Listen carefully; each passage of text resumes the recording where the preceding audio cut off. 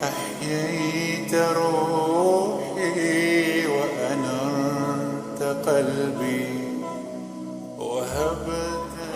بسم الله الرحمن الرحيم. الحمد لله رب العالمين والعاقبة للمتقين والصلاة والسلام على رسوله الكريم وعلى آله وأصحابه أجمعين.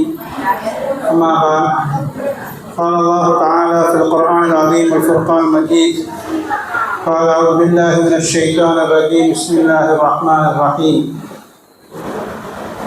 إنما أموالكم وأولادكم فتنة. صدق الله العليم.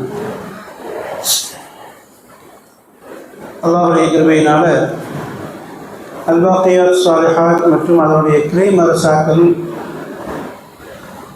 3 மாதங்களுக்கு ஒரு முறை பெற்றோர்கள் ஆசிரியர்கள் சந்திப்பு நிகழ்ச்சி நடத்துவது வழக்கம். அந்த அடிப்படையில் ரமலானுக்கு பிறகு இந்த மாதம் பெற்றோர்கள் ஆசிரியர்கள் சந்திப்பு நிகழ்ச்சி ஏற்பாடு செய்யப்பட்டிருக்கிறது. இந்த நம்ம மாசாரம் எப்போதுமே அந்த பெற்றோர்கள் ஆசிரியர்கள் சந்திப்பு நிகழ்ச்சியில் வந்து முதல்ல ஒரு பெற்றோர்களுக்கு சில உபதேசங்கள் கூறுவது உண்டு. அதற்கு பிறகு பெற்றோர்கள் ஆசிரியர்களை சந்தித்து அவங்களுடைய பிள்ளைகளுடைய பாட நிலவரங்களை அவங்க கேட்டு அறிந்து கொள்வது வழக்கம். அந்த அடிப்படையில் இன்றைக்கி நம்ம வந்து பெற்றோர்கள் பிள்ளைகளை எப்படி கையாளணும், பெற்றோர்கள் மீது என்ன பொறுப்பு இருக்குது, பிள்ளைகளுக்கு பெற்றோர்கள் மீது என்ன பொறுப்பு இருக்கிறது என்பதை பற்றி சில விஷயங்களை பற்றி நான் சுருக்கமாக சொல்லிக் கொள்கிறேன். பிள்ளைகளை பற்றி அல்லாஹ் தஆலா குர்ஆனில் சொல்லும் பொழுது வைதா புஷ்ஷிர அஹதுஹும் பில் உன்ஸா, இந்த வசனத்தில் அல்லாஹ் தஆலா பிள்ளைகளை குறித்து பேசும் பொழுது பஷாரத் சுப செய்தி என்பதாக சொல்லி காட்டுகின்றான். அதே மாதிரி அல்மால் வல் பனூன ஸீனத்துல் ஹயாத்தி துன்யா, உங்களுடைய குழந்தை செல்வங்கள் ஸீனத்துல் ஹயாத்தி துன்யா, உங்களுடைய வாழ்க்கையினுடைய அலங்காரம் என்பதாக சொல்லி காட்டுகின்றான். இன்னொரு வசனத்தில் அல்லாஹ் சொல்லி காட்டுவான் வஜஅல பைனக்கும் மவத்தத வ ரஹ்மா, திருமணம் இந்த பந்தம் ஏற்பட்ட பிறகு அல்லாஹ் தஆலா அந்த தம்பதிகளுக்கிடையே ஒரு மவத்தத், ஒரு அன்பையும் அதே சமயம் ஒரு அருளையும் ரஹ்மத்தையும் இரக்கத்தையும் அல்லாஹ் தஆலா ஏற்படுத்துகிறான் என்பதாக சொல்லி காட்டுவான். மவத்தத் வ ரஹ்மா, மவத்தத் என்று சொன்னோம்னா அன்பு, அவருக்கிடையில் ஒரு அன்பு ஏற்பட்டுரும். ஒரு ரஹ்மா, அவர்களுக்கு ஒரு அருள் என்பதாக சொல்லி காட்டுகிறார். அந்த அருள் என்பதற்கு தஃசீரில் விளக்க எழுதும்பொழுது ரஹ்மா என்று சொன்னோம்னா அவங்க 2 பேருக்கு மத்தியில் குழந்தைகளை கொடுக்குறத சொன்னால், குழந்தைகளை கொடுக்குறாங்கன்னா என்ன, அதுதான் ரஹ்மா. அப்போ அந்த குழந்தைக்கு வந்து இந்த இடத்துல அல்லாஹ் தஆலா ரஹ்மத் அப்படிங்கிற பெயர் வச்சுருக்கான். முதல் வசனத்தில் ஸீனத்துல் ஹயாத்தி துன்யா, வாழ்க்கையினுடைய அலங்காரம் என்பதாக சொல்லி காட்டுகின்றான். 2வது வசனத்தில் பஷாரத் சுப செய்தி என்பதாக சொல்லி காட்டுகின்றான். 3வது வசனத்தில் அல்லாஹ் தஆலா சொல்லி காட்டும் பொழுது அருள் என்பதாக சொல்லி காட்டுகின்றான். இன்னொரு வசனத்தில் அல்லாஹ் சொல்லி காட்டுவான் ரப்பனா ஹப்லனா மின் அஸ்வாஜினா வ ذُرِّيَّاتِنَا قُرَّةَ أَعْيُنٍ وَاجْعَلْنَا لِلْمُتَّقِينَ إِمَامًا. இப்ராஹிம் அலைஹிஸ்ஸலாம் அவங்க செய்த துஆவை அல்லாஹ் தஆலா குர்ஆனில் சொல்லி காட்டுவான், யா அல்லாஹ் எங்களுக்கு நல்ல சந்ததிகளை, எங்களுக்கு வந்து நல்ல மனைவி மக்களையும் நல்ல சந்ததிகளையும் ஏற்படுத்துவாயாக, அந்த மனைவி மக்களையும் சந்ததிகளையும் குர்ரத்த ஐன், எங்களுடைய கண்குளிர்ச்சியாக ஆக்கி வைப்பாயாக அப்படின்னு சொல்லி இப்ராஹிம் அலைஹிஸ்ஸலாம் அவங்க துஆ செஞ்சதை அல்லாஹ் தஆலா சொல்லி காட்டுவான். அப்போ இந்த இடத்துல அல்லாஹ் குர்ஆன் அந்த குழந்தைகளை பற்றி சொல்லும் பொழுது குர்ரத்த ஐன், அவங்க நம்முடைய கண்குளிர்ச்சி, நம்முடைய வாழ்க்கையுடைய கண்குளிர்ச்சி நம்முடைய குழந்தைகள் என்பதாக அல்லாஹ் சொல்லி காட்டுகின்றான். இன்னொரு லாஸ்ட்டாக அல்லாஹ் தஆலா வந்து ஒரு வசனத்தை சொல்லி காட்டும் பொழுது யஹபு லிமன் யஷாஉ இனாஸம் வ யஹபு லிமன் யஷாஉ ذُكُورًا என்பதாக சொல்லி காட்டுவான். அதாவது நாம் நாடியவர்களுக்கு ஆண் குழந்தைகளையும், நாம் நாடியவர்களுக்கு பெண் குழந்தைகளையும், நாம் நாடியவர்களுக்கு 2ஐயும் கலந்தும் கொடுக்கிறோம், சில பேருக்கு நம்ம நாடியவர்களுக்கு அதையும் கொடுக்காம இருக்கிறோம் என்பதாக அல்லாஹ் சொல்லி காட்டுகிறான். இந்த இடத்துல அல்லாஹ் தஆலா யஹபு லிமன் யஷாஉ, குழந்தைகளை பற்றி அல்லாஹ் தஆலா சொல்லும் பொழுது அல்லாஹ் வந்து இப்போ சொல்லக்கூடிய வார்த்தை ஹிபத் என்று சொன்னால் அன்பளிப்பு. அப்போ குழந்தைகளை பற்றி அல்லாஹ் தஆலா என்னென்ன சொல்லிட்டு வரான் அப்படின்னு சொன்னோம்னா ஹிபத் அன்பளிப்புன்னு சொல்கிறான், பஷாரத் சுப செய்தி சொல்கிறான், குர்ரத்த ஐன் கண் குளிர்ச்சின்னு சொல்கிறான், ரஹ்மத் அருள் அப்படின்னு சொல்கிறான். அதே மாதிரி ஸீனத்துல் ஹயாத்தி துன்யா நம்முடைய வாழ்க்கையுடைய அலங்காரம் அப்படின்னு சொல்லி காட்டுறான். இது எல்லாமே அல்லாஹ் தஆலா குழந்தைகளை பற்றி நல்ல விதத்தில் அவங்களை பாராட்டி அவங்களை புகழ்ந்து அல்லாஹ் தாலா சொல்லி காட்டுகின்றான். ஆனால் ஒரே ஒரு வசனத்தில் அல்லாஹ் சொல்லி காட்டுகின்றான், இன்னமா அம்வாலுக்கும் அவுலாதுக்கும் ஃபித்னா. உங்களுடைய பொருளாதாரமும் உங்களுடைய குழந்தைகளும் உங்களுக்கு சோதனை தான் என்பதாக சொல்லி காட்டுகின்றன. ஃபித்னா என்று சொன்னால் சோதனை என்று சொல்லி காட்டுகின்றான். அப்போ குழந்தைகள் வந்து நமக்கு கண்குளிர்ச்சியாக இருக்கணுமா அல்லது அவங்க சோதனையாக இருக்கணுமா? அந்த குழந்தைகள் நமக்கு சோதனையாக இருக்கணுமா அல்லது அவங்க சாதனையாக இருக்கணுமா? நம்முடைய சந்தோஷமாக அவங்க இருக்க வேண்டுமா, நம்முடைய கவலையாக அவங்க இருக்க வேண்டுமா அப்படிங்கிறத வந்து நம்ம தான் முடிவு பண்ணணும். யார் முடிவு பண்ணணும் அப்படின்னு சொன்னோம்னா அது பெற்றோர்கள் கையில் தான் இருக்குது. அதிலும் குறிப்பாக தாய்மார்களாகி உங்களுடைய கையில் தான் இருக்குது. அந்த குழந்தை நல்லவனாகணுமா கெட்டவனாகணுமா, அந்த குழந்தை சாதனையாளராக ஆகணுமா சோதனையாளராக ஆக வேணுமா, இதை யார் முடிவு செய்யணும் அப்படின்னு சொன்னோம்னா தாய்மார்களாகி நீங்கள் தான் அதை முடிவு செய்ய போகிறீங்க. ஏன் அப்படின்னு சொன்னோம்னா இங்கிலீஷில் ஒரு பழமொழி சொல்லுவாங்க, parents is a first teacher. Parents இருக்காங்களே, பெற்றோர்கள் இருக்காங்களே, அவங்க தான் அவங்களுடைய குழந்தைகளுக்கு முதல் டீச்சர், முதல் ஆசிரியர். Teacher is a second parents. Teacher வந்து ரெண்டாவது பேரண்ட் தான். ஆனால் ஃபஸ்ட்டு பேரண்ட் வந்து ஃபஸ்ட்டு டீச்சர் யார் அப்படிங்கிறோம்னா அந்த குழந்தைகளுக்கு யார் பேரண்ட்ஸ் தான். அதே தான் நபி ஸல்லல்லாஹு அலைஹி வஸல்லம் அவங்க ஹதீஸில் சொல்லி காட்டினாங்க, குல்லு மௌலூதின் யூலது அலா ஃபித்ரத்தில் இஸ்லாம். எந்த குழந்தை பிறந்தாலும் அது இஸ்லாத்தினுடைய அந்த பேசிக், அந்த அடிப்படையில் தான் அது பிறக்குது. ஆனால் அந்த குழந்தைகளை வந்து அந்த குழந்தைகளுடைய பெற்றோர்கள் யகூதிகளாக இருந்தாங்க அப்படின்னு சொன்னோம்னா அந்த குழந்தைகளை யகூதிகளாக வளர்த்துருக்கிறாங்க. அவங்க நஸ்ரானிகளாக இருந்தாங்க அப்படின்னு சொன்னால் அந்த குழந்தைகள் நஸ்ரானிகளாக வளர்த்துருக்கிறாங்க. அவங்க மஜூசிகளாக இருந்தாங்க அப்படின்னா மஜூசிகளாக வளர்த்துருக்கிறாங்க. அவங்க முஸ்லீம்களாக இருந்தாங்கன்னா முஸ்லீமாக வளர்த்துருக்கிறாங்க. அப்போ இந்த குழந்தைகளை வந்து எப்படி அவங்க வரணும் அப்படிங்கிறத யார் முடிவு பண்ணுறாங்க அப்படின்னு சொன்னோம்னா அவங்களுடைய பெற்றோர்கள் தான் அப்படின்னு நபி ஸல்லல்லாஹு அலைஹி வஸல்லம் சொல்கிறாங்க. ஹதீஸை சொல்லி காட்டிருக்காங்க. இதைத்தான் வந்து நினைக்கிறாங்க தமிழில் சொல்லி காட்டுவாங்க, எந்த பிள்ளையும் நல்ல பிள்ளை தான் மண்ணில் பிறக்கையில், அது நல்லவனாகவும் தீவனாகவும் அன்னை வளர்ப்பினர் தான். அப்போ இதெல்லாம் வச்சு பார்க்கும் பொழுது இந்த குழந்தை நல்ல குழந்தையாக வளர்வதற்கும் கெட்ட குழந்தையாக ஆகுவதற்கும் சாதனையாக ஆகுவதற்கும் சோதனையாக ஆகுவதற்கும் யார் அடிப்படை காரணம் என்று சொன்னோம்னா அது பெற்றோர்களாக நீங்கள் தான். அதிலும் குறிப்பாக தாய்மார்கள் தான். ஏன் அப்படின்னு சொன்னோம்னா நம்ம பெரிய பெரிய இமாம்களுடைய வரலாற்று எல்லாத்தையும் எடுத்து பார்த்தோம்னா அப்படி தெரியும் நமக்கு. இது இன்னைக்கு உலகத்தில் யாரெல்லாம் சாதனையாளர்களாக இருக்காங்களோ, யாரெல்லாம் பெரிய தலைவர்களாக இருக்காங்களோ, யாரெல்லாம் வந்து இமாம்களாக இருந்தார்களோ அவங்களுடைய வாழ்க்கையை அவங்க அந்த இடத்துக்கு போனதுக்கு அவங்கள்டே கேட்டால் சொல்லுவாங்க, நீங்கள் இந்த இடத்துக்கு வந்ததுக்கு காரணம் யார் அப்படின்னு சொன்னால் அவங்க பெற்றோர்கள் தான் கை காட்டுவாங்க. உதாரணமாக அஹ்மது இப்னு ஹம்பல் அப்படிங்கிற ஒரு இமாம். வந்து நம்ம 4 மதஹப் இருக்காங்க, ஹனஃபி மதஹபு, ஷாஃபி மதஹபு, அது மாதிரி ஹம்பலி மதஹப், மாலிகி மதஹப் சொல்லி இருக்கு. இதில் அந்த ஹம்பலி மதஹப் அப்படிங்கிற அந்த இமாம் அந்த தலைவர் தான் யார், அந்த அஹ்மது இப்னு ஹம்பல். அவங்க ஒரு பெரிய இமாம், ஃபக்கீஹ். அவங்க அந்த இமாமாக ஆனதுக்கு காரணம், பெரிய அந்த தலைவருடைய அந்த இடத்துக்கு போனதுக்கு காரணம் யாரும் சொல்லி சொல்லும் பொழுது அவங்க சொல்லுவாங்க, என்னுடைய தாயாரால் தான் நான் அந்த இடத்துக்கு வந்திருக்கிறேன். ஏன் அப்படின்னு சொன்னோம்னா என் தாயார் வந்து என்ன நான் சின்ன பிள்ளையாக இருக்கும் பொழுது எனக்காக வேண்டி எனக்கு இந்த குர்ஆனுடைய கல்வி கிடைக்கணுன்றதுக்காக வேண்டி அந்த அளவுக்கு அவங்க கஷ்டப்பட்டாங்க, அந்த அளவுக்கு அவங்க முயற்சி பண்ணாங்க. எந்த அளவுக்கு முயற்சி பண்ணாங்க அப்படின்னு சொன்னோம்னா அவங்க வாழ்ந்தது வந்து பாக்தாத் நகரம். பாக்தாத்ங்கிறது வந்து இன்னைக்கு நம்ம தமிழ்நாட்டில் பார்க்குறோம் அப்படின்னு சொன்னோம்னா கொடைக்கானல் ஊட்டி எப்படியோ அதே மாதிரி ஒரு இடம். கொடைக்கானல் ஊட்டி எப்படி குளிர் பிரதேசமோ அதே மாதிரி குளிர் பிரதேசமாக இருக்கக்கூடிய ஒரு இடம். அந்த அஹ்மது இப்னு ஹம்பல் வந்து ஒரு 5-10 வயசுக்குள்ள இருக்கும் பொழுது அவங்கள வந்து சுபூ தொழுகைக்கு எழுப்புவாங்களாம். சுபூ தொழுகைக்கு எழுப்பி சுடுதண்ணியில் தான் அவங்கள குளிப்பாட்டுவாங்க. ஏன்னா அது குளிர் பிரதேசம்ல சுடுதண்ணியில் குளிப்பாட்டுவாங்களாம். அவங்க வந்து பழு தேய்க்கிறது, இது மாதிரி ரெஸ்ட் ரூம் போகிறது எல்லாத்துக்குமே அவங்க பயன்படுத்த வந்து சுடுதண்ணி தான் வேணும். பச்சை தண்ணி தான் அவங்களை வந்து செய்ய முடியாது. அப்போ சுடுதண்ணி போட்டு வச்சுப்பாங்க. இப்போ அந்த குழந்தையை எழுப்பணும் அப்படின்னு சொன்னோம்னா 1 மணி நேரத்துக்கு முன்னாலே எழுப்பினாதான் அவங்க வந்து பள்ளிவாசலில் போய் சேர முடியும். சரிதா? அப்போ குழந்தைய 1 மணி நேரத்துக்கு முன்னாலே எழுப்பணும். 1 மணி நேரத்துக்கு முன்னால் எழுப்பணும்னு சொன்னோம்னா அவங்க சுடுதண்ணியை போட்டு வச்சு தான் எழுப்புவாங்க. அப்போ சுடுதண்ணி போடணும்னு சொன்னால் இவங்க எவ்வளோ நேரத்துக்கு முன்னாடி எழுந்திருப்பாங்க? இப்போ 5 மணிக்கு தொழுது அப்படின்னு சொன்னோம்னா 4 மணிக்கு குழந்தை எழுப்பணும் அப்படின்னு சொன்னோம்னா இவங்க ஒரு 2 மணி 3 மணிக்கு எஞ்சாதான் அவங்க 4 மணிக்கு குழந்தை எழுப்ப முடியும் அப்படின்னு சொன்னோம்னா அது குரல் பிரதேசம். இன்னைக்கு மாதிரி கேஸ் அடுப்பு இல்லை, அவங்க கிடையாது.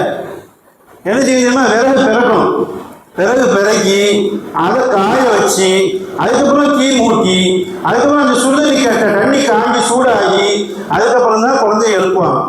இவ்வளோ வேலை அவங்க செஞ்ச பிறகுதான் குழந்தைய எழுப்பி குளிப்பாட்டி பழுத்தேச்சு வச்சு அவங்கள ட்ரெஸ் மாற்றி சுபூத்துறைக்கு தானே கூட்டு போவாங்க. அந்த அஹமது இப்னு ஹம்பலுடைய தாயார் வந்து அவங்களே கூட்டு போவாங்க. காரணம் என்ன அப்படின்னு சொன்னா லைட்டு கிடையாது, வெளிச்சம் போஸ்ட் லைட் எல்லாமே அந்த காலத்தில் கிடையாது. இவங்க வீடு வந்து பள்ளியாசலை விட்டு ரொம்ப தூரமாக இருக்கும். அதனால தான் கைப்பிடிச்சி தானே வந்து பள்ளியாசலை கூட்டு போய் தொழு வைக்குவாங்க. அதுலேயும் எப்படி போவாங்க அப்படின்னு சொன்னா பள்ளிவாசலில் யாரும் வரதுக்கு முன்னால் முதல் ஆளாக இவங்க போவாங்க. அதுக்கு என்ன காரணம் அப்படின்னு சொன்னோம்னா அந்த பள்ளிவாசலில் சுபுவுக்கு பிறகு ஒரு குர்ஆன் வகுப்பு நடைபெறும். குர்ஆன் வகுப்பு, ஹதீஸ் வகுப்பு நடக்கும். அந்த வகுப்புல தன்னுடைய பிள்ளை கலந்துக்கணும். இவர் கடைசியில் போனார் அப்படின்னு சொன்னால் அதை போய் கலந்துக்க முடியாது. ஏன்னா பள்ளிவாசல் அப்போ நிரம்பி வலியும். இப்போ மாதிரி இந்த காலத்தில் மாதிரி பள்ளிவாசல் காலியாக கிடக்காது. சுப தொழுகைக்கு என்ன அந்த குர்ஆன் வகுப்புக்கு அட்டன் பண்ணுறதுக்காக வேண்டி தொழுகைக்கு நிறைவேற்றுவதற்காக வேண்டி குர்ஆன் பள்ளிவாசல் நிரம்பி வலியும்.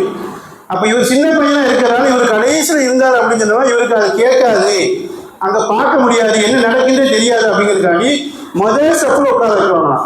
அப்போ முதல் சப்பில் இடம் பிடிக்கணும்னு சொன்னால் பள்ளிவாசலில் பாம்பு சொல்கிறதுக்கு முன்னாடி முதல் ஆளாக போனாதான் இடம் பிடிக்க முடியும்.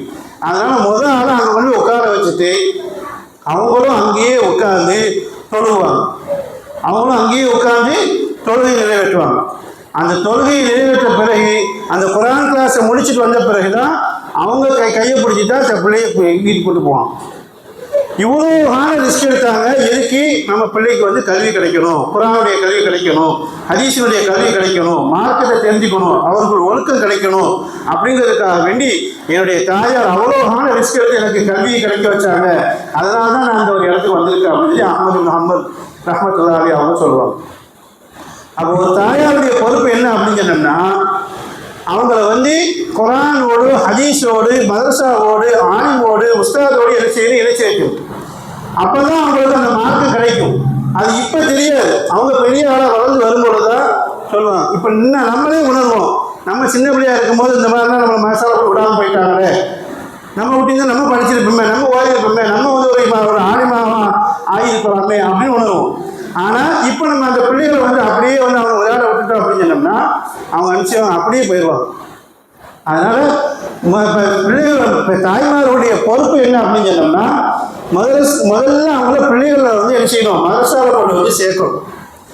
அது முதல் பொறுப்பு. உம்மு சுலைம் ரலியல்லாஹு தஆலா அன்ஹா அவங்க இருந்தாங்க.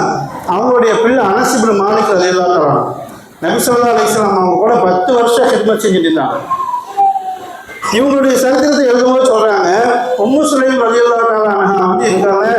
நபி ஸல்லல்லாஹு அலைஹி வஸல்லம் அவங்க எப்போ ஹிஜ்ரத் செஞ்சு மதீனாவுக்கு வருவாங்களோ அந்த மதீனாவுக்கு வந்த உடனேயே எல்லாரும் நபிகளை பார்க்க வருவாங்க. அவங்கள்ட்ட வந்து எதாவது பேசிட்டு கற்றுக்கொண்டு போவாங்க. இவங்க என்ன செஞ்சாங்க, நபி ஸல்லல்லாஹு அலைஹி வஸல்லம் அவங்க மதீனாவுக்கு வந்துட்டாங்கிற விஷயம் தெரிஞ்ச உடனே அனஸ் இப்னு மாலிக் ரலியல்லாஹு தஆலா அவங்களை கையை பிடிச்சி நேராக கூட்டு வந்து உஸ்தாதில் கொண்டு ஒப்படைப்பாங்க. உஸ்தாதில் கொண்டு ஒப்படைச்சிட்டு, யார் உஸ்தாத் அந்த காலத்தில்? நபி ஸல்லல்லாஹு அலைஹி வஸல்லம் அவங்க தான் உஸ்தாத், நபி ஸல்லல்லாஹு அலைஹி வஸல்லம் அவங்க தான் மதரசா, அவங்க தான் மார்க்கத்தை கற்றுக் கொடுத்தாங்க, அவங்க தான் குர்ஆனை சொல்லிக் கொடுத்தாங்க, அவங்க தான் வந்து இந்த ஒழுக்கத்தை சொல்லிக் கொடுத்தாங்க. எல்லாத்தையும் நபி ஸல்லல்லாஹு அலைஹி வஸல்லம் அவங்க தான் எடுக்க வேண்டியது இருக்குது. அப்போ அதனால் அதை உணர்ந்த உம்மு சுலைம் ரலியல்லாஹு தஆலா அன்ஹா வந்து என்ன செஞ்சாங்க, நேராக தன்னுடைய பிள்ளையை கையில் பிடிச்சி கொண்டு நபி ஸல்லல்லாஹு அலைஹி வஸல்லம் அவங்க ஒப்படைச்சிடுவாங்க. ஒப்படைக்கும் பொழுது அவங்க சொல்லுவாங்க ஹாதா குலாமுன், அதான் அனஸ், இது என்னுடைய பையன் அனஸ்.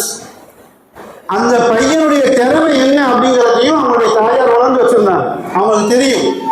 ஏன்னா பிள்ளைகள் வந்து முழுக்க தாயாரோட இருக்க போகிறாங்க, குழந்தை பிறந்ததுலேருந்து அவங்க வளர்ந்து வர வரைக்கும். அப்போ ஒவ்வொரு தாய்மார்களுக்கும் தன்னுடைய குழந்தையுடைய திறமை என்ன அப்படிங்கிறத தெரியணும்.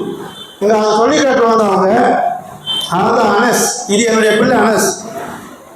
ஒலாமுல் லபீபுல், அவங்க சொல்லும்போது சொல்லுவாங்க இவ்வளவு சிறுவர்.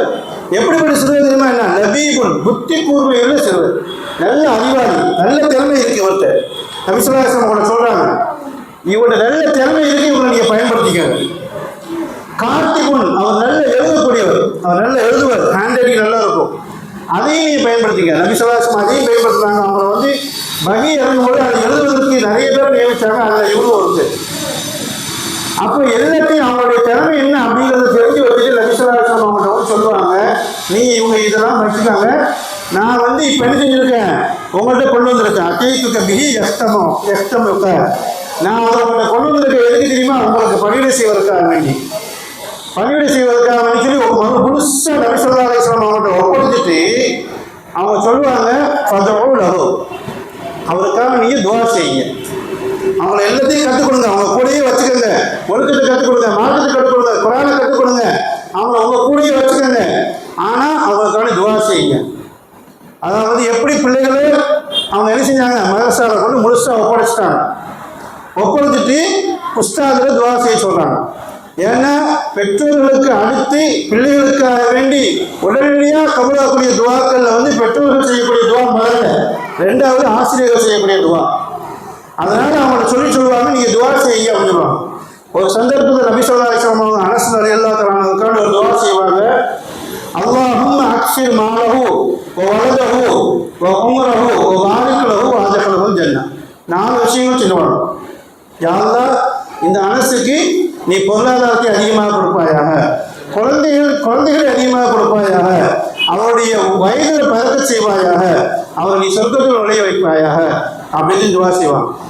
இந்த 3 விஷயம் அவங்க உலகத்தில் வாழும்பொழுதே அது நடந்தது. 1,00,000க்கும் மேற்பட்ட சஹாபாக்கள் இருந்தாங்க. அத்தனை சஹாபாக்களையும் கடைசியாக ஒஃபாத்தானவர் யார் தெரியுமா? அனஸ் ரலியல்லாஹு தஆலா. அப்படின்னா என்ன அர்த்தம்? அவ்வளோ நீண்ட காலம் அவங்க வாழ்ந்துருக்காங்க. நபி ஸல்லல்லாஹு அலைஹி வஸல்லம் அவங்களுடைய வயதில் துவா செஞ்சாங்களா, அதில் பறக்கத்து வந்துச்சு. அதே மாதிரி 117 பேர குழந்தைகள் இருந்தாங்க. குழந்தைகளில் துவா செஞ்சுட்டாங்க, குழந்தைகளுக்கான துவா செஞ்சாங்க, குழந்தைகளை அதிகப்படுத்தி கொண்டு துவா செஞ்சாங்க, அதில் பறக்கத்து வந்துச்சு. அதே மாதிரி அந்த அத்தனை குழந்தைகளுக்கும் 3 நேர உணவுக்கும் அவர் யாரையும் கையேந்தி நின்னது கிடையாது. அப்படின்னு என்ன அர்த்தம்? அவங்க பொருளாதாரத்தை அல்லாஹ் தஆலா பறக்க செஞ்சுட்டான். நபி ஸல்லல்லாஹு அலைஹி வஸல்லம் அவங்க கேட்ட அத்தனை துவாவும் கபூல் செஞ்சாச்சு. இன்ஷா அல்லாஹ் மறுமையில் வஅத்கிலஹு ஜன்னah அப்படின்னு சொல்லி கடைசியாக கேட்டாங்க, என்ன, சொர்க்கத்தில் நுழைய வைப்பாயாக. இன்ஷா அல்லாஹ் அவர் சஹாபி அப்படிங்கிறதுனால சொர்க்கத்திலையும் இருப்பார் இன்ஷா அல்லாஹ். அப்போ உஸ்தாதுடைய துவா கிடைச்சிருச்சு. எங்கே வந்து இருந்ததுனால, நபி ஸல்லல்லாஹு அலைஹி வஸல்லம் அவங்க கூட அந்த மதரசாவிலே இருந்ததுனால அவங்களுக்கு அந்த துவா கிடைச்சு. இதுக்காக வேண்டிதான் பிள்ளைகளை மதரசாவில் கொண்டு ஒப்படைச்சிடணும். மதரசாவில் இன்னைக்கு காலத்தில் நீங்கள் மார்க்கத்தை தெரிஞ்சுக்கணும் அப்படின்னு சொன்னோம்னா அது அந்த மதரசாவில் தான் செஞ்சுட்டு முடியும். அங்கே தான் குர்ஆன் கற்றுக்கொள்ளப்படுகிறது, தர்பியா செய்யப்படுகிறது, ஒழுக்கங்கள் சொல்லிக் கொடுக்கப்படுகிறது. எல்லாமே எங்கே நடக்குது? இங்கே நடந்து கொண்டு இருக்கு. இங்கே இதை விட்டு வெளியே போனேன் அப்படின்னு சொன்னோம்னா இங்கே மூலையில் முக்கில் வந்து மொபைல் டிவி உட்காந்துருக்காங்களா, அங்கே போய் உட்காந்துருவோம். அவங்க கூட போய் உட்காந்துருந்தாங்கன்னு சொன்னோம்னா அதுக்கப்புறம் அவங்கள வீட்டுக்கு கொண்டு வரதுங்கிறது ரொம்ப சிரமமான விஷயம். அதனால என்ன செய்யணும் அப்படின்னு சொன்னோம்னா முதல்ல அவங்க கையில் குர்ஆனை தூக்கி கொடுக்கும். ஒரு அறிஞர் சொல்லுவார், அல்லிமும் அவுலாதுக்கும் அது குர்ஆன, உங்களுடைய குழந்தைகளுக்கு குர்ஆனை கற்றுக்கொள்ளுங்க. அது குர்ஆன் அல்லிமும் குல்ல ஷை, குர்ஆன் எல்லா விஷயத்தையும் அவங்க கற்றுக் கொடுக்கும். குர்ஆனில் எல்லாம் இருக்கு. குர்ஆனை படிக்க ஆரம்பிச்சிட்டா, குர்ஆனில் ஆர்வம் ஆகிட்டா, குர்ஆன் அவன் வந்து லைட்டு போயிட்டா அப்படின்னு சொன்னோம்னா அவன் குர்ஆன் எல்லா விஷயத்தையும் அவனுக்கு சொல்லிக் கொடுத்துரும் அப்படின்னு சொன்னான். அதே மாதிரி உமர் ரலியல்லாஹு தஆலா அவங்கள்ட்ட வந்து ஒரு மனிதர் வந்து கேட்பாரு. ஒரு மனிதர் வந்து சொல்வார், யார சொல்லலாம், என்னுடைய மகன் எனக்கு ரொம்ப மாறு செய்கிறார், என்னுடைய மகன் எனக்கு ரொம்ப மாறு செய்கிறார், எனக்கு கட்டுப்பட்டு நடக்கிறது கிடையாது, நீங்கள் அவரை கூப்பிட்டு விசாரிங்க அப்படின்னு சொல்லுவாங்க. உமர் ரலியல்லாஹு தஆலா அந்த குழந்தையை கூப்பிடுவான், அந்த பையனை கூப்பிடுவான். கூப்பிட்டு சொல்லுவாங்க, இந்த மாதிரி உங்கள் வாப்பாவோட பற்றி முறையிடாதப்பா, அவருக்கு நீ ரொம்ப மாறு செய்யறியா, அவருக்கு நீ சொல் பேச்சு கேட்க மாட்டேங்காம என்ன விஷயம் கேட்கும் பொழுது அவர் சொல்லுவார், யா அமீரல் முஃமினீன், உமர் ரலியல்லாஹு தஆலா சொல்லுவாங்க, மா ஹக்க அபி, என்னுடைய தந்தையுடைய பொறுப்பு என்ன, என் மேலே என்னுடைய தந்தையுடைய பொறுப்பு என்ன.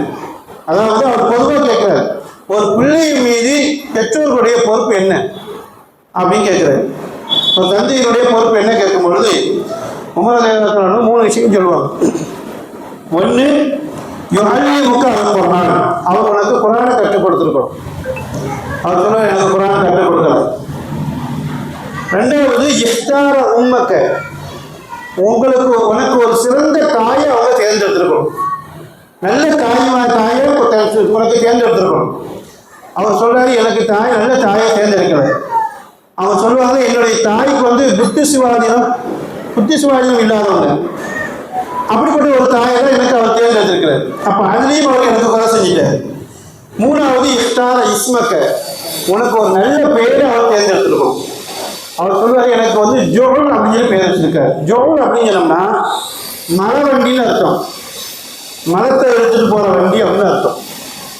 இப்படிதான் எனக்கு பேர் வச்சிருக்கிறாரு. இன்னைக்கு நம்ம பேர் வைக்கிறோம்னா என்ன பேர் வைக்கவே தெரியல. ஒரு வார்த்தை சொல்றதுக்கு அழகா இருந்தா உடனே அதை வச்சிடறாங்க. ஜானியான்னு ஒருத்தருக்கு பேர் வச்சிருக்காங்க. ஜானியான்னு ஒரு வார்த்தை பேர் வச்சிருக்காங்க, கேள்விப்பட்டோம். அதுக்கு என்ன அர்த்தம்? விபச்சாரின்னு அர்த்தம். பேர் அர்த்தத்தெல்லாம் பார்க்கறது இல்லை. இப்போ அதை கூப்பிடுறதுக்கு வாயில் நுழையிற மாதிரி நல்லா அழகா இருக்கணும், லேட்டஸ்டா இருக்கணும், எல்லாத்துக்கும் பார்த்தா வித்தியாசமா இருக்கு அப்படின்னு சொல்லணும். அந்த மாதிரி பேர் வைக்கலாம் அப்படிங்கிறதுக்காக பேர் வைக்கிறோம். ஆனால் பேர் அப்படி தேர்ந்தெடுக்கக்கூடாது. அல்லாஹ் நபி ஸல்லல்லாஹு அலைஹி வஸல்லம் ஹதீஸ் சொல்ற மாதிரி அப்துல் ரஹ்மான், அப்துல்லா, அந்த மாதிரி அப்துங்கிற வார்த்தையை சேர்த்து அல்லாஹ்வுடைய பேரோடு சேர்த்து ரசூலுல்லாஹ்வுடைய பேரோடு சேர்த்து அப்படி வைக்கலாம். அல்லாஹ்வுடைய அடிமை அப்படின்னு சொல்லி வைக்கலாம். அந்த மாதிரி பேர்களை தேர்ந்தெடுத்து வைக்கணும். நபி ஸல்லல்லாஹு அலைஹி வஸல்லம் அவங்க சொல்லுகிற பெயர் அழகான பேர் முஹம்மது, அந்த பேர் வைக்கலாம். சஹாபாக்களோட பேர் எவ்வளோ பேர் அழகான பேர் இருக்கு, இந்த பேர்கள்லாம் வைக்கலாம். இதெல்லாம் விட்டுட்டு நம்ம லேட்டஸ்ட் பேர் வைக்கிறோம் அப்படிங்கிற பேரில் அர்த்தம் புரியாமல் ஏதாவது ஒரு பேரை வச்சிடறோம்.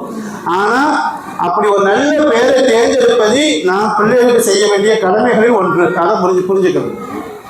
சரியா? அப்போ இந்த 3 விஷயத்துல முதல் விஷயம் என்ன அப்படின்னு சொன்னோம்னா அவர் உனக்கு குரானை கற்றுக் கொடுத்திருக்க வேண்டும். குரானை கற்றுக் கொடுக்கிறார். அப்போ உமர் ரலியல்லாஹு அன்ஹு என்ன சொல்றாங்க? ஒரு தந்தை மீது ஒரு தாயின் மீது தன்னுடைய பிள்ளைகளுக்கு செய்ய வேண்டிய கடமைகள்ல முதல் கடமை என்ன அப்படின்னு சொன்னா அவங்கள குரானை கற்றுக் கொடுக்கணும். ஒன்று குரானை உங்க மடியில வச்சு நீங்க கற்றுக் கொடுத்துருக்கணும். உங்க கண்டோடு இருக்கும் போதே அதை கற்றுக் கொடுத்துருக்கணும். இல்லையா மனசால கொண்டு விட்டுருங்க. ஆசிரியர்கள் செகண்ட் பேர்ல இருக்கக்கூடிய ஆசிரியர்கள் அவங்க கற்றுக் கொடுப்பாங்க. சரியா? அது மாதிரி பொதுவாக எல்லா பேரண்ட்ல இது வரக்கூடிய ஒரு கம்ப்ளைண்ட் என்ன அப்படின்னு சொன்னோம்னா பிள்ளைகள் நாங்கள் சொன்னால் கேட்கறதே கிடையாது. நாங்கள் என்ன சொன்னாலும் கேட்க மாட்டாங்க. அசரத்தில் வந்து சொல்லும் பொழுது இப்படி சொல்லுவாங்க, நான் சொல்லலாம் சொல்லிடாதீங்க, நீங்கள் கேட்குற மாதிரி கேட்கல அப்படின்னு சொல்லுவாங்க. நான் சொன்னீங்க சொன்னீங்கன்னா அவன் என்ன சண்டை போடுவான். நான் சொன்னேன் சொல்லிடாதீங்க, நீங்கள் கேட்குற மாதிரி கேளுங்க, நீங்கள் சொல்கிற மாதிரி சொல்லுங்க அப்படின்னு சொல்கிறாங்க. ஏன் அப்படின்னா என்ன எதோடைய வெளிப்பாடு அப்படின்னு சொன்னால் என் சொல் பேசி கேட்கறது கிடையாது. நான் சொன்னால் கேட்க மாட்டான், நீங்கள் சொல்லுங்க அப்படின்னு சொல்கிறாங்க. ஆனால் பிள்ளைகள் முதல்ல உங்கள் கண்ட்ரோலில் வரணும், நீங்கள் சொல் பேசி கேட்கணும் அப்படின்னு சொன்னோம்னா முதல்ல என்ன விஷயம் அப்படின்னு சொன்னோம்னா 10 வயசுக்குள்ள அவன் நீங்கள் உங்கள் கண்ட்ரோலில் கொண்டு வரணும். 10 வயசுக்குள்ள நீங்கள் உங்கள் கண்ட்ரோலில் கொண்டு வந்துட்டீங்க அப்படின்னு சொன்னோம்னா அவன் உங்கள் கண்ட்ரோலில் வாழ்நாள் முழுக்க இருப்பான். அதை தாண்டிடுச்சு அப்படின்னு சொன்னோம்னா அவனுக்கு நீங்கள் கண்ட்ரோல், அவன் கண்ட்ரோல் தான் நீங்கள் இருக்கணும். அவன் சொல் பேச்சு தான் நீங்கள் கேட்கணும். அது வேற எந்த மாற்றமும் கிடையாது. ஏன் அப்படின்னு சொன்னால் இது நான் சொல்லலை, நபி ஸல்லல்லாஹு அலைஹி வஸல்லம் அவங்க சொல்லி தந்த யுக்தி. நபி ஸல்லல்லாஹு அலைஹி வஸல்லம் அவங்க சொல்லியிருக்காங்க, முழு அவுலாதக்கும் முகம் சபாசிரீன, உங்களுடைய குழந்தைகளுக்கு தொலை சொல்லி ஏவுங்க. எத்தனை வயசுல? 7 வயசுல. சரி, அவன் தொழுவலை அப்படின்னு சொன்னோம்னா 10 வயசு ஆகி தொழுவலை அப்படின்னு சொன்னோம்னா அடிங்க அப்படின்னு சொல்லியிருக்காங்க. அப்போ 10 வயசு ஆகி தொழுவலை அப்படின்னு சொன்னா அடிங்க. இதுக்கு என்ன அர்த்தம் அப்படின்னு சொன்னோம்னா இந்த 7 வயசுல இருந்து 10 வயசுக்குள்ள நீங்க அவனை உங்க கண்ட்ரோல்ல கொண்டு வந்துடணும். அவன் தொழுகையாளி ஆயிடணும். நீங்க சொன்னவனு தொழுகிற மாதிரி ஆளா ஆயிடணும். உங்க சொல் பேச்சு கேட்கக்கூடிய ஆளா ஆயிடணும். 10 வயசுக்கு மேல அவனை நம்ம கண்ட்ரோல் பண்ண முடியாது. அவன் என்ன செஞ்சிருவான்? அப்போ அவனுக்கு புது ஃப்ரெண்டுலாம் கிடைப்பாங்க. அந்த ஃப்ரெண்டு என்ன சொல்றானோ அதைத்தான் அவன் கேட்பான். இப்போ ஒரு மொபைல் ஒன்று வந்திருக்கு, இந்த மொபைல் என்ன சொல்றான் அதைத்தான் அவன் கேட்பான். மொபைலில் என்ன பார்க்கணும் அவன் நினைக்கிறானோ அவன் ஃப்ரெண்டெல்லாம் பார்த்துட்டு அவனும் அதை தான் பார்க்க ஆரம்பிப்பான். அப்போ நம்ம சொன்னோம் அப்படின்னு கேட்பான், உனக்கு ஒன்றும் தெரியாதுமா அப்படின்னு சொல்லிடுவான். உங்களை பார்த்து ஒரே வார்த்தையில் அவன் உங்களை ஆஃப் பண்ணிடுவான். உனக்கு ஒன்றும் தெரியாதுமா அப்படின்னு சொல்லி என்ன செஞ்சிருவான்? ஆஃப் பண்ணிடுவான். புரியுதா? சரி, 10 வயசுக்குள்ளே கொண்டு வரணும். கொண்டு வர முடியலையா? அதுக்கு மேலே தாண்டி போயிட்டானா இன்னும் சில வழிகள் இருக்கு. அது என்ன அப்படின்னு சொன்னோம்னா நபி ஸல்லல்லாஹு அலைஹி வஸல்லம் அவங்க சொல்லி காட்டுவாங்க, முஆத் இப்னு ஜபல் ரலியல்லாஹு தஆலா அப்படிங்கிற ஒரு சஹாபி. அப்போ அவங்க வந்து சின்ன பையன், ஒரு 10 வயசு 13 வயசு பையனாக இருக்கும் பொழுது அவங்க வந்து ஒரு சின்ன தவறு செய்வாங்க. என்ன தவறு அப்படின்னு சொன்னோம்னா, பரலான தொழுகையெல்லாம் நிறைவேற்றுவாங்க, கரெக்டாக தொழுதுவாங்க. நபி ஸல்லல்லாஹு அலைஹி வஸல்லம் அவங்க கூட சேர்ந்து முதல் சஃப்ல நின்று தொழக்கூடியலாம் இருந்தாங்க. ஆனால் அவங்கள்ட்ட இருந்த ஒரு கெட்ட பழக்கம் என்ன அப்படின்னு சொன்னோம்னா, தொழுகை முடிஞ்சவொடனே எஞ்சி ஓடிடுவாங்க. நபி ஸல்லல்லாஹு அலைஹி வஸல்லம் முதல் சலாம் கொடுத்து இந்த சலாம் பார்க்கும்போது அங்கே ஆள் இருக்க மாட்டாங்க, எஞ்சி ஓடிடுவாங்க. இது கொஞ்ச நாளாக பார்த்துட்டு இருந்த நபி ஸல்லல்லாஹு அலைஹி வஸல்லம் அவங்க வந்து, சரி இந்த பையனுக்கு ஒரு புத்திமதி சொல்லணும் அப்படின்னு சொல்லி என்ன செஞ்சாங்க நினச்சிட்டு, ஒரு நாள் என்ன செய்வாங்க, அவங்க சலாம் கொடுத்த உடனே இவங்களும் சேர்ந்து நபி ஸல்லல்லாஹு அலைஹி வஸல்லம் அவங்க எஞ்சி போவாங்க, அவங்க கூட சேர்ந்து ஓடிடுவாங்க. எஞ்சி சலாம் கொடுத்தோன்னே எஞ்சி போகிறாங்க. அவங்க போனோடனே அவங்க கூடயே இவங்களும் நடந்து போகிறாங்க.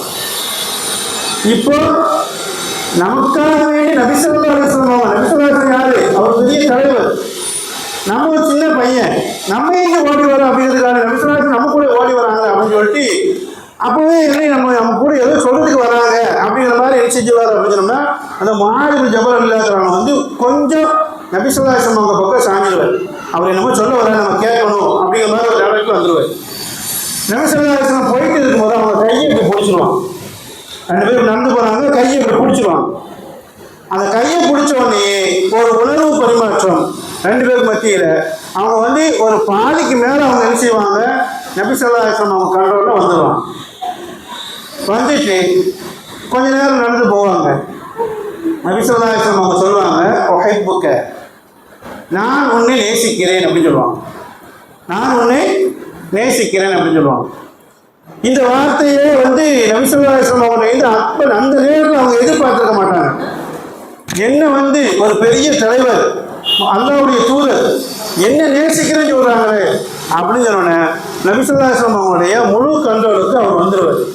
அப்படி வந்த பிறகுதான் அவங்க என்ன சொல்லுவாங்க, நபி ஸல்லல்லாஹு அலைஹி வஸல்லம் அவங்க சொல்லுவாங்க, உங்களை நான் ரொம்ப நேசிக்கிறேன், நான் உங்களை ரொம்ப என்ன செஞ்சுக்கிறேன், நேசிக்கிறேன். நீங்கள் செய்யக்கூடிய செயல்கள் எல்லாத்தையுமே நான் ரசிக்கிறேன், நான் நேசிக்கிறேன். ஒரே ஒரு விஷயத்தை மட்டும் நீங்கள் எனக்கான மாற்றிக்கிட்டீங்களா அப்படின்னு கேட்பான். சொல்லுங்க யாரை சொல்றதா, நீங்கள் என்ன சொல்றீங்களோ நான் மாற்றிக்கிறேன். அப்போ ஏன் எனக்கு என்ன அர்த்தம், அவர் முழுசாக நபி ஸல்லல்லாஹு அலைஹி வஸல்லம் கண்ட்ரோலில் வந்துட்டார். அப்போ சொல்லுவாங்க, இந்த மாதிரி நீ தொழுகைக்கு வந்து முதல் சஃபுக்கு வந்துடுற, 5 வக்து தொழுகை ஒழுங்காக தொழுகிற, அவருடைய நல்ல குணங்கள்லாம் எனக்கு சொல்கிறாங்க. எல்லா தொழிலும் கரெக்டாக தொழுகிற, முதல் சஃபை வந்து நிற்கிற, இந்த சின்ன வயசாக இருந்தாலும் உனக்கு அவ்வளோ காலம் ரொம்ப அக்கறையாக இருக்க, அந்த தொழில் ரொம்ப ஈடுபாடோடு இருக்க, எல்லாத்தையும் சொல்லிட்டு ஒரே ஒரு விஷயம் எனக்கு கொஞ்சம் நெருடலாக இருக்குது, இதை கொஞ்சம் நீங்கள் மாற்றிக்கோங்க. தொழுது முடிஞ்ச உடனே சலாம் கொடுத்தாலும் இங்கே ஓடாதீங்க, கொஞ்சம் உட்காருங்க, திக்ரு செய்யுங்க, கொஞ்சம் திக்ரு செய்யுங்க, துவா செய்யுங்க, பள்ளியாசல் எல்லாம் போன பிறகு கொஞ்சம் கடைசியாக எங்கே போங்க அப்படின்னு சொன்னோம். அப்போ ஒரு துவாவும் சொல்லிக் கொடுப்பாங்க, அல்லாஹும்ம அஇன்னி அலா திக்ரிக்க வ ஷுக்ரிக்க வ ஹுஸ்னி இபாதத்திக்க அப்படிங்கிற துவாவை வந்து நீங்கள் ஓதுங்க அப்படின்னு சொல்லி செய்வாங்க, சொல்லிக் கொடுப்பாங்க. இதை கேட்டுட்டு தன்னுடைய வாழ்நாளுடைய கடைசி காலத்தில் அவர் சொல்லுவார், யார், முஆத் இப்னு ஜபல் இல்லாதவங்க சொல்லுவாங்க, எப்போ இந்த துவாவை நபி ஸல்லல்லாஹு அலைஹி வஸல்லம் அவங்க எனக்கு சொல்லிக் கொடுத்தாங்களோ அதிலிருந்து இன்று வரைக்கும் இந்த துவாவை ஓதாமல் நான் தொழுகை சபையை முடிச்சுட்டு தொழுகைக்கு முடித்து விட்டும்போது அந்த இடத்துல நான் எதிர்க்க மாட்டேன். என்ன செய்வேன், திக்ரு செய்வேன், நபி ஸல்லல்லாஹு அலைஹி வஸல்லம் சொன்ன மாதிரி நான் திக்ரு செய்வேன், தஸ்பீஹ் ஓதுவேன், துவா செய்வேன், அதுக்கப்புறம் தான் நான் எஞ்சி போவேன். இதை நான் என் வாழ்நாள் முழுக்க கடைபிடிச்சிருக்கேன் அப்படின்னு சொல்லுவாங்க. அப்போ என்ன புரியுது அப்படின்னு சொன்னோம்னா, ஒரு விஷயத்தை நம்ம பிள்ளைகள்கிட்ட எப்படி எடுத்து வைக்கணுங்கிறதெல்லாம் முக்கியம். நம்ம எப்படி நம்ம அவங்கள்ட்ட கொண்டு சேர்க்க போகிறோம், என்ன செய்யறோம் அப்படின்னு சொன்னோம்னா, நம்ம பிள்ளைகள்கிட்ட நம்ம படுற கஷ்டம், அவங்க வாக்கப்படுற கஷ்டம் எல்லாத்தையும் சொல்லணும். இன்னைக்கு வந்து நான் கஷ்டப்பட்ட மாதிரி என் பிள்ளை கஷ்டப்படக்கூடாது அப்படிங்கிற ஒரு இது எல்லாருமே சொல்கிறாங்க. இதுதான் கஷ்டப்பட்டதை சொல்லணும், அவங்க கஷ்டப்பட்டது, அவங்களுக்கான எவ்வளோ பிரியமாக இருக்காங்க, எவ்வளோ பாசமாக இருக்காங்க, அதை அவங்களுக்கு வெளிப்படுத்தி காட்டணும். அப்போ நம்ம உண்மை வாப்பா நமக்காக வேண்டி இவ்வளோ கஷ்டப்படுறாங்களா, நமக்காக வேண்டி இவ்வளோ வந்து அவங்க நம்ம மேலே பாசம் வச்சுருக்காங்களா, இதெல்லாம் அவங்க தெரிஞ்ச பிறகு அவனை கூட்டு வச்சு ஒரு நாள் அமைதியாக பேசி, அப்போ நீங்கள் இந்த மாதிரி இப்படி செய்யாதப்பா, இதெல்லாம் நம்மளுடைய குடும்பத்துக்கு ஆகாது, நமக்கு ஆகாது அப்படி நம்ம சொல்லும் பொழுது அது அவனுடைய மண்டையில் படும். இல்லை ஏன்னா அப்படி இப்படின்னு சொல்லி அவனை கூப்பிட்டு கண்ட மேனிக்கு பேசி கெட்ட வார்த்தைகளை திட்டி, இது ஒரு தாய்மாருடைய வாயிலிருந்து பிள்ளைகளுடைய விஷயத்தை ஒரு கெட்ட வார்த்தை பயன்படுத்தவே கூடாது. சரிதா? ஒரு தத்துவாக்கள் ஆங்கில போவ அந்த மாதிரி சொல்லணுமா என்ன, இந்த வார்த்தைகள்லாம் வரவே கூடாது. இது நம்ம ஊரை பொறுத்த வரைக்கும் இது ரொம்ப சகஜமாக பயன்படுத்தப்படுது. ஏன்னா எங்கேயாவது போய் சாவன் அப்படின்னு சொல்றது, இதெல்லாம் வந்து அந்த எந்த நேரம் பெற்றோருடைய துவா, அதுவும் வந்து பிள்ளைகளுடைய பெற்றோருடைய உடனே கபூலாகும். நீங்க சொல்றீங்க அப்படின்னு சொன்னோம்னா, அதனால தான் அப்துல் ரஹ்மான் சுதேஷுடைய தாயார் இருக்காங்களா, இன்னைக்கு மக்கால இமாமா இருக்காரு, தலைமை இமாமா இருக்காரு. மக்கா மதீனா 2 பள்ளிவாசலுடைய தலைமை இமாம் யாருன்னா அப்துல் ரஹ்மான் சுதேஷி. அவர் தன்னுடைய பேட்டில் சொல்லும்போது சொல்றாரு, நான் இவ்வளவு பெரிய உயரத்துக்கு வந்திருக்கேன் அப்படின்னு சொன்னா அதுக்கு காரணம் யார் தெரியுமா, என்னுடைய தாயார் தான். எழுதிவாங்க, அவரும் சேட்டைக்காரர் தான் இல்லை, ரொம்ப சேட்டை பண்ணுவாங்க. பிள்ளைகளாக இருந்தாலும் சேட்டை தான் பண்ணுவாங்க. இதுதான் சேட்டை பண்ணும்போது திட்டும்போது கூட சொல்லுவாங்களா, உனக்கெல்லாம் வந்து பெரிய பொறுப்பு தான் நல்லா கொடுப்பான், பெரிய பொறுப்பு தருவான், அப்பதான் நீங்க அடைஞ்சு உட்காருவ. மக்கள் மதினாவுக்குள்ள இமாமா ஆக்கி வைக்குவான் அவனை, அது ஒரு பெரிய பொறுப்பு. அந்த மாதிரி பெரிய பொறுப்பு கிட்ட அவனை அடக்கும் அப்படின்னு சொல்லுவாங்க. அதே மாதிரி ஆக்கிட்டான் அல்லா தஆலா. அப்ப திட்டக்கூடிய வார்த்தைகள் கூட வந்து அவனுக்கு ஒரு துவாவாக இருக்கணுமே தவிர பத்துவாவாக இருக்கக்கூடாது. சரியா? அப்படி இல்லை, நம்ம இந்த குர்ஆனோடு மதரசாவோடு ஆலிம்களோடு உஸ்தாத்மார்களோடு அவனை வந்து நம்ம சேர்த்து வைக்கல அப்படின்னு சொன்னோம்னா அவனுடைய நிலைமை வேற மாதிரி மாறிடும். இன்னைக்கு நம்ம பிள்ளைகள் எல்லாத்தையும் பார்க்குறோம், மொபைலை தூக்கிட்டானோ, மொபைல் பக்கம் சாங்கிட்டானோ, அவன் முதல்ல எடுக்கிறது குர்ஆனா இருக்கணும். அவன் மொபைலை எடுத்துட்டானோ அப்படின்னு சொன்னோம்னா திரும்ப 2வது இந்த பக்கம் வரமாட்டான். இதுதான் அப்படிப்பட்ட பிள்ளைகள் எப்படி நிலைமைக்கு போயிட்டாங்க அப்படிங்கிறது மட்டும் ஒரு உதாரணம் சொல்லி முடிச்சுக்கிறேன். அதாவது உமர் இப்னு அப்துல் அசீஸ் ரஹ்மத்துல்லாஹி அலைஹி அவங்க ஒரு தாபி, சஹாபாக்களுக்கு பிறகு வாழ்ந்தவர். உமர் ரலியல்லாஹு எப்படி ஆட்சி செஞ்சாங்களோ அதே மாதிரி ஆட்சி செஞ்ச 2ஆம் உமர் அப்படின்னு சொல்லுவாங்க. அவருடைய மச்சான் ஹிஷாம், இவருக்கும் 11 குழந்தைகள், அவருக்கும் 11 குழந்தைகள். இவங்க 2 பேருமே வந்து பிள்ளைகளுக்காக வேண்டி சொத்தை தன்னுடைய வாழ்நாளையும் சேர்த்து வச்சிருந்தாங்க. ஹிஷாம் எவ்வளவு சேர்த்து வச்சிருந்தாங்க அப்படின்னு சொன்னோம்னா, ஒவ்வொரு பிள்ளைகளுக்கும் 1 கோடி ரூபாய், 1 கோடி திரகம், ஒரு பிள்ளைக்கும் 1 கோடி திரகம். அவங்க அப்துல் அசீஸ் வந்து தன்னுடைய 11 பிள்ளைகளுக்கு சேர்த்து வச்ச சொத்து எவ்வளவு அப்படின்னு சொன்னா 17 திரகம், வெறும் 17 திரகம். அதுலேயும் அவர் வசியை செஞ்சிருப்பாரு, 3 திரகம் வந்து என்னுடைய கஃபன் துணி வாங்குறதுக்கான செலவு பண்ணணும், மிச்சம் 16 திரகமா நீங்க 11 பேரும் பிரிச்சு எடுத்துக்காங்க அப்படின்னு சொல்லியிருப்பாங்க. சரியா? ஹிஷாமும் அவரும் பேசும்பொழுது, என்ன நீங்க பிள்ளைகளுக்கு ஏதாவது சேர்த்து வச்சு போக வேணாமா, இன்னும் ஒண்ணுமே இல்லாம இப்படி ஒரு 17 கிராமம் எழுதி வச்சிருக்கீங்களே அப்படின்னு சொல்லும்போது அவர் சொல்லுவாரு, அல்லாஹ் குர்ஆன்ல சொல்றான், ஒவ்வொரு எத்தவல்ல சாலிஹீன், சாலிஹானவங்களுக்கு அல்லாஹ் பொறுப்பெடுத்துக் கொள்கிறான் அப்படின்னு சொல்லியிருக்கலாம். நான் என் பிள்ளைகளை வந்து சாலிஹானவர்களாக வளர்த்துருக்கிறேன், அதனால அல்லாஹ் தஆலா எனக்கு பிறகு அல்லாஹ் பொறுப்பெடுத்துக் கொள்வான், என் பிள்ளைகளுக்கு என்னுடைய சொத்து அவங்களுக்கு தேவைப்படாது அப்படின்னு சொல்லியிருப்பாங்க. இவர் வந்து ஒவ்வொரு ஆளுக்கும் 1 கோடி ரூபாய் சேர்த்து வச்சுட்டு மூத்தாயிடுவாங்க. இப்போ 2 பேரும் மூத்தாயிட்டாங்க. பிற்காலத்தில் அவங்க மூத்தான பிறகு அவங்க பிள்ளைகள் எப்படி இருந்தாங்க பார்க்கும் பொழுது, உமர் இப்னு அப்துல் அசீஸுடைய குழந்தைகள் 11 பேரும் ஒரு 11 மாகாணத்தினுடைய ஆளுநராக நியமிக்கப்பட்டிருந்தார்கள், ஆட்சியாளராக இருந்தாங்க. அவரும் பெரிய ஆட்சியாளர். அவருக்கு கீழே 11 மாகாணத்தில் ஒவ்வொரு மாகாணத்திலையும் ஒவ்வொருத்தரும் ஒரு ஆட்சியாளராக இருந்தாங்க. இந்த ஹிஷாமுடைய 11 பிள்ளைகளும் அந்த மாகாணத்தில் உள்ள 11 பள்ளிவாசலுடைய வாசல்ல உட்கார்ந்து பிச்சை எடுத்துக்கொண்டு இருந்தாங்க. காரணம், அவர் சாலிஹானவர்களாக குழந்தையை வளர்க்கல. குழந்தைகளை சாலிஹானாக வளர்த்துட்டோம் அப்படின்னு சொன்னோம்னா, அவங்களுக்கு குர்ஆனை புரிய வச்சுட்டோம் அப்படின்னு சொன்னோம்னா, ஹதீஸை புரிய வச்சுட்டோம் அப்படின்னு சொன்னா, பெற்றோர்களுடைய மதிப்பு என்ன அப்படிங்கிறத நம்ம புரிய வச்சுட்டோம் அப்படின்னு சொன்னோம்னா, அவங்க வந்து ஒவ்வொரு சாலிஹின், அந்த சாலிஹான பிள்ளைகளுக்கு அல்லாஹ் தஆலா பொறுப்பெடுத்துக் கொள்வான். அல்லாஹ் அவங்களை வந்து உலகத்திலையும் சரி ஆசிரத்திலையும் சரி அவங்க ஒரு உயர்ந்த இடத்துல அல்லாஹ் தஆலா அவங்கள வைக்குவான். இல்லை அப்படின்னு சொன்னோம்னா அவங்க ஒரு பள்ளிவாசல் வெளியே உட்காந்துட்டு பிச்சை எடுத்துட்டு இருப்பாங்க. சரியா? அதனால பிள்ளைகளை வந்து முதல்ல நம்ம பெற்றோர்களுடைய பொறுப்பு என்ன அப்படின்னு சொன்னோம்னா, அவங்க வந்து அவங்கள பிள்ளைகளை வந்து மதரசாக்கு அனுப்பிச்சு வைக்கணும்.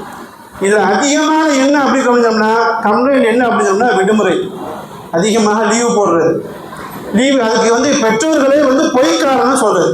ஃபோன் பண்ணி அசத்து அவனுக்கு உடம்புலாம் நல்லதாக இருக்கும், உடம்பு சரியில்லை அப்படின்னு சொல்றது. அப்போ இல்லை அப்படின்னு சொன்னோம்னா, உண்மையிலேயே தலைவலி தான், தலைவலிக்காக லீவ் எடுக்க, தலைவலிக்காக லீவ் எடுக்கலாமா? நான் கேட்குறேன், மாசத்துல நமக்கு தலைவலி எத்தனை நாள் வருது? காலையில் எஞ்சிக்கும் போது தலைவலியோட தான் எஞ்சிப்போம். அப்போ நம்ம லீவ் போட்டோம் அப்படின்னு சொன்னா, உஸ்தாத் லீவ் போட்டாங்க அப்படின்னு சொன்னா 30 பிள்ளைகள் நம்ம நம்பி வந்துருக்காங்க. அப்போ அவங்க நிலைமை என்ன ஆகுது?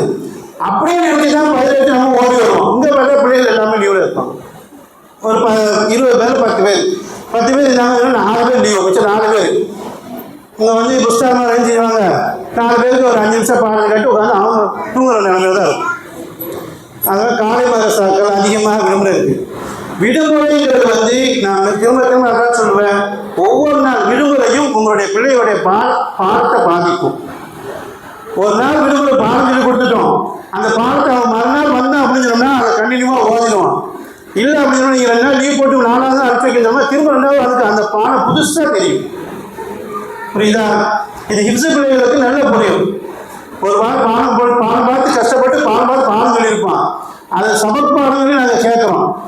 அதாவது பொதுவாகவே ஒரு விஷயத்தை மரணம் செஞ்சுட்டு அப்படின்னு சொன்னால் 8 மணி நேரத்துக்குள்ளே அதை திரும்ப 2 நாள் ரிவைஸ் பண்ணணும். இல்லாமல் அது சுத்தமாக மறந்து போயிடும். நபி ஸல்லல்லாஹு அலைஹி வஸல்லம் அதான் சொல்லி காட்டிருக்காங்க, ஒட்டகம் எவ்வளோ வேகமாக அவுத்து விட்டால் எவ்வளோ வேகமாக ஓடணும் அதே மாதிரி குர்ஆன் ஓடிடும். எவ்வளோ வேகமாக ஈஸியாக மனப்பாடம் பண்ணிடலாம். அது மனசில் நிற்கணும் அப்படின்னு சொன்னால் திரும்ப அதை ரிவைஸ் பண்ணிட்டு ஓடிக்கிட்டே இருக்கணும். குர்ஆன்னாலே ஓதுதல் அப்படின்னு தான் அர்த்தம். ஓடிக்கிட்டே இருந்தால் தான் அது குர்ஆன். இல்லை நீங்கள் ஓதாமல் விட்டீங்க அப்படின்னு சொன்னால் 2 நாள் லீவ் போட்டீங்க, 1 நாள் லீவ் போட்டீங்க, 1 நாள் லீவ் போட்டீங்க அப்படின்னு சொன்னால் அந்த லீவு எவ்வளோ நாள் லீவோ அவ்வளோ நாள் பாடத்தை அது பாதிக்கும். அதுக்கு பிறகு அவங்க வந்து இன்னொரு எடுத்துமா ஒரு பாடத்தை பார்த்துட்டு திரும்ப 2வது மறந்துட்டு அதை திரும்ப 2வது எடுக்கும் பொழுது முதல்ல எடுக்கும்போது எவ்வளோ கஷ்டமாக இருந்துச்சு அதை விட கஷ்டமாக இது இருக்கும் எல்லாம். அதனால் வந்து லீவ் எடுக்கிறத குறைச்சிக்கோங்க. பிள்ளைகள் எப்படியாவது மதரசாவுக்கு அனுப்பி வைக்கிறதுல அது மாதிரி இந்த சனிக்கிழமை நாட்கள்லாம் வந்து தர்பியாக்கள் நடத்துகிறாங்க. அந்த தர்பியா தானே நடத்துப்போ போய்க்கலாம் அப்படின்னு வேறு என்ன செஞ்சிடறாங்க, லீவ் போட்டுடுறாங்க. தர்பியாக்கெல்லாம் போக வேண்டாம், மாமூட்டு போட்டு போயிடலாம். சரிங்களா? தர்பியாக்கள் தான் வேணும். இருக்கும் தர்பியத்தில் தான் வந்து அவனுக்கு வந்து சாப்பாட்டுடைய ஒழுக்கம், வீட்டினுடைய ஒழுக்கம், வீட்டுக்குள்ளே எப்படி நுழையணும், பெற்றோர்களுடைய எப்படி நடக்கணும், பெரியவங்களுடைய எப்படி நடக்கணும் எல்லாமே சொல்லிக் கொடுக்கப்படுகிறது. அதை அவன் கேட்கறவங்களேன் அப்போ எப்படி அவன் வாழ்க்கையில் அவன் செயல்படுத்துவான்? அப்போ என்ன செய்யணும்?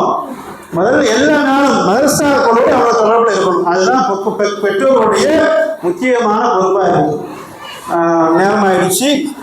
அல்லாஹ் தஆலா நம்முடைய பிள்ளைகள் எல்லாருடைய பிள்ளைகளையும் அவங்களுடைய பெற்றோர்களுக்கு கண்குளிர்ச்சியானாகவும் அல்லாஹ்வுக்கு பொருத்தமான அடையாளமாகவும் சமுதாயத்தினுடைய பெரும் தலைவர்களாக ஆக்குவதாக. அல்ஹம்துலில்லாஹி ரப்பில் ஆலமீன்.